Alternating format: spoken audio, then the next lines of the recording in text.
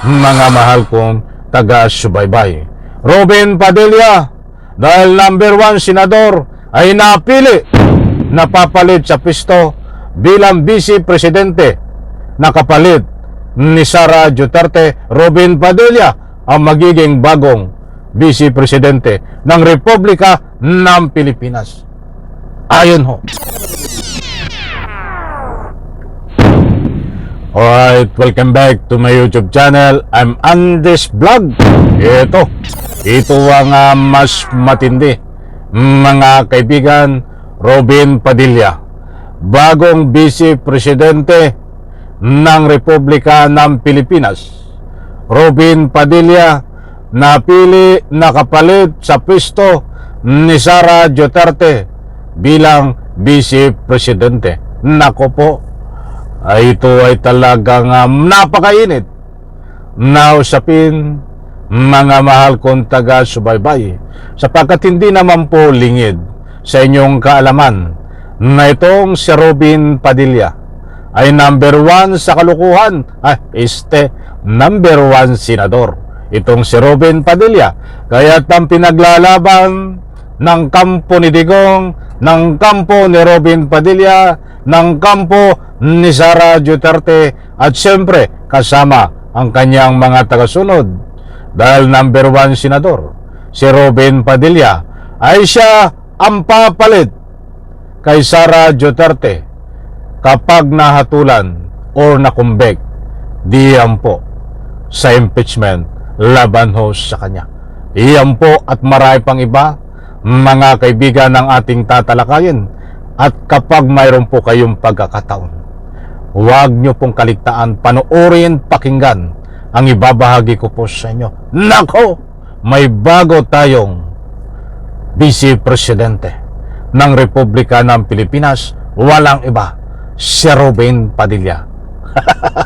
Bago ko po ibahagi sa inyo, mga mahal kong taga-subaybay, gusto ko munang hingin ang inyong panig and reaction.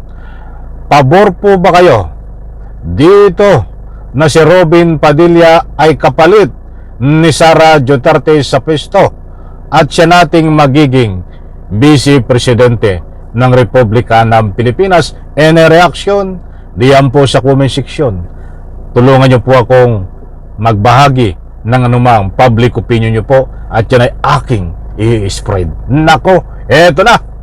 At mayroon po akong ipapanood sa inyo, ipaparinig ang latest update tungkol dito sa impeachment laban kay Sara Duterte, at kasama rin po dito itong Robin Padilla, ang bagong Vice Presidente ng Republika ng Pilipinas. Eto, shout out po sa lahat.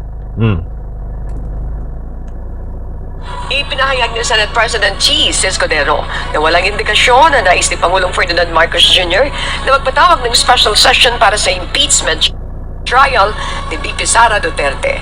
Ayon kay Escudero, hindi espesyal ang posisyon ng Vice Presidente para madaliin ang impeachment, gaya ng ibang impeachable. Ayon mga kaibigan, sa mga nagtatanong ho kung kailan matutuloy ho ang impeachment, kung kailan ang first trial, kung kailan magsisimula ang trial paglilitis diyan ho sa Senado, ay ito po ang kasagutan, mga mahal kong taga-subaybay. At sa bandang gitna ho ng video na ito, ng ating tinatalakay, ay babahagi ko po sa inyo na itong si Robin Padilla ay napili kapalit ni Sara Duterte sa pwesto bilang Vice Presidente ng Republika ng Pilipinas. Ito, mga kaibigan, officers.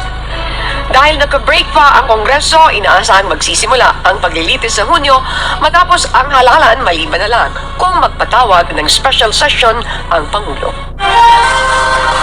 Ayan po mga kaibigan, na maliwanag ho na after ho ng halalan ay sigurado na magkakaroon na po ng paglilitis, pagsisimula ng paglilitis itong impeachment laban ho kay Sara Duterte. Naku ho, nakakahiya ito.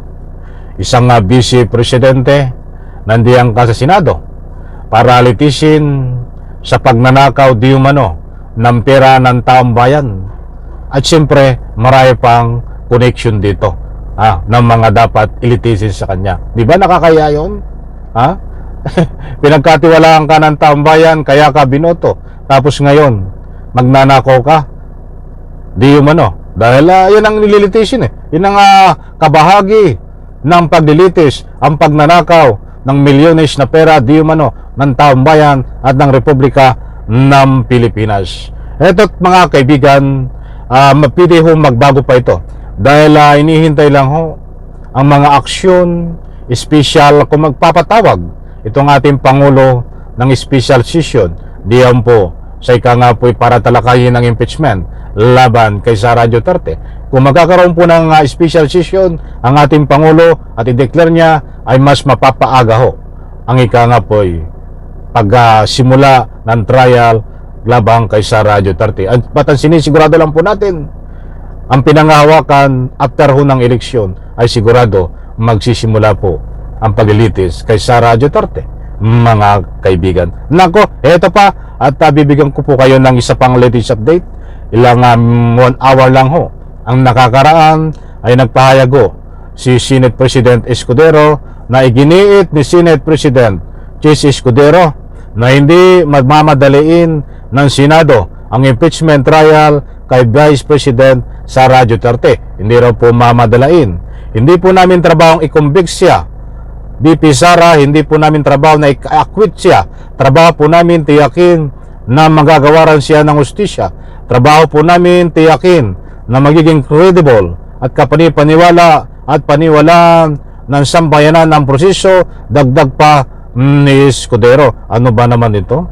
Kayo po ba ay ano ang masasabi nyo dito sa pahayag nitong si Escudero na hindi dapat pwedeng madaliin? Dapat noon, alam niyo, hindi naman po tayo nagmamalinis, mga mahal kong taga-subaybay, ay kasi ang kinakatuwiran nyo ay gahon na sa oras, ay kung noon na ika nga po'y nakakaamoy kayo, nakakatunog, na ilang buwan na nakakaraan, dapat ito'y advance nyong pinaghandaan.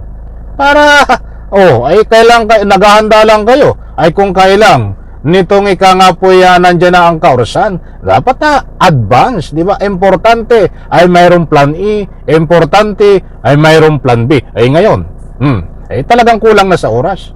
Dahil mag-i-eleksyon, ay kung pinaghandaan noon yan, once na dumating anytime, handa kayo. Ay kala ko ba, handa kayo? O hindi naman pala eh. But bueno, abangan po natin yan. Yung aking pawang public opinion lang, mga mahal kong taga-subaybay. Karapatan po natin magbigay ng anumang public opinion. Eto po, eto na ang inihintay natin, mga mahal kong taga-subaybay. Robin Padilla, dahil number 1 senador, ay napili na papalit sa pisto bilang vice presidente na kapalit ni Sara Duterte. Robin Padilla ang magiging bagong vice presidente ng Republika ng Pilipinas.